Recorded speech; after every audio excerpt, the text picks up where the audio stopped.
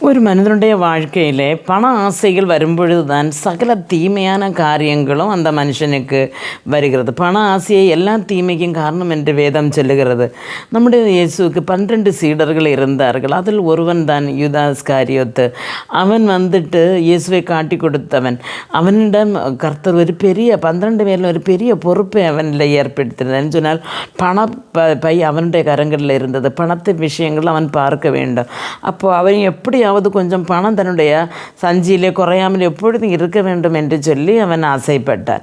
நாம் லூக்கா எழுதின சுவிசேஷம் 22வது அதிகாரம் 2-3 வார்த்தைகளை நாம் வாசிக்கும்போது அங்கே காணப்படுகிறது. அப்பொழுது பிரதான ஆசாரியரும் வேதபாரகரும் அவரை கொலை செய்யும்படி யோசித்து ஜனங்களுக்கு பயப்பட்டபடியினால் எவ்விதமாய் அப்படி செய்யலாம் என்று வகை தேடினார்கள். அப்பொழுது 12 ஒருவனாகிய இஸ்காரியோத் என்னும் மறுபேர் கொண்ட யூதாசுக்குள் சாத்தான் புகுந்தான் என்று காணப்படுகிறது. அருமையான தேவனுடைய பிள்ளைகளை, எங்கே ஒரு பண ஆசை அவனுடைய இருதயத்தில் எப்பொழுது இருந்து கொண்டிருக்கின்றது. ஆனால் இந்த மகா புரோகிதனும் சாஸ்திரிமாரும் என்ன செய்கிறார்? இயேசுவை கொலை செய்யும்படி வகை தேடிக்கொண்டிருந்தார்கள். ஏன்னு சொன்னால் அவர்களுடைய யூதருக்கு பயந்தபடியினால் பரசியமாக இவரை ஒன்றும் செய்ய அவங்களுக்கு முடியலை. அப்போ வகை தேடிக்கொண்டிருந்த பொழுது இங்கே சொல்லப்படுகிறது, அந்த நேரம் பார்த்து பிசாசு இஸ்காரியத்து யூதாஸுக்குள்ளால் யூதாஸ் காரியத்துக்குள்ளால் அவன் பிசாசு கடந்தான் என்று காணப்படுகிறது. அவன் நினைத்தான், இயேசுவை காட்டி கொடுக்கும் பொழுது 30 வெள்ளிக்காசு எனக்கு கையில் என்னுடைய பையிலே வந்து சேரும், இயேசுவும் தான் அற்புதங்கள் செய்கிறபடியினால் அவரும் தன்னைத்தானே ரட்சித்து கொள்வார் என்று நினைத்து அந்த பண ஆசை தான் அந்த தீமை செய்வதற்கு அவனை மூட்டிவிட்டது.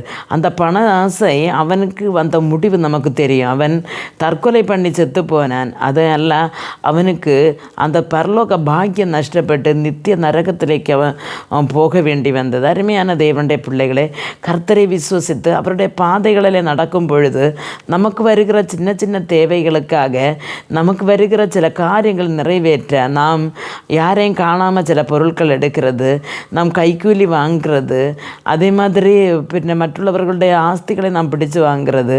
அப்போ கொஞ்சம் காலத்தை சில ஜீவிதத்துக்காக நாம் பல பாவங்களையும் நாம் செய்து வருகிறோம். அருமையான தேவனுடைய பிள்ளைகளை, போதும் என்ற மனதோடு இருக்கிறவன் பாக்கியவன். ஆனால் நமக்கு கர்த்தர் தந்தது போதும் என்று சொல்லி நம்முடைய தேவைகளை கர்த்தரோடு பண தேவைகள் நமக்கு இருக்கலாம், மற்ற பல தேவைகள் இருக்கலாம், அதையெல்லாம் நம் கர்த்தருடன் சொல்லி அவருக்கு மேலே நம் பாரத்தை வைத்து நாம் முன்னோட்டு போகும்போது நமக்கு என்ன செய்கிற ஒரு பெரிய ஒரு விடுதலை நமக்கு கிடைக்கிறது. கர்த்தருடைய ராஜ்யத்தில் நமக்கு போய் ஏற முடியும்.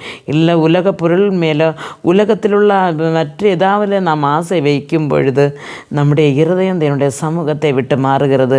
நமக்கு பரலோக பாக்கியம் நஷ்டப்படுகிறது.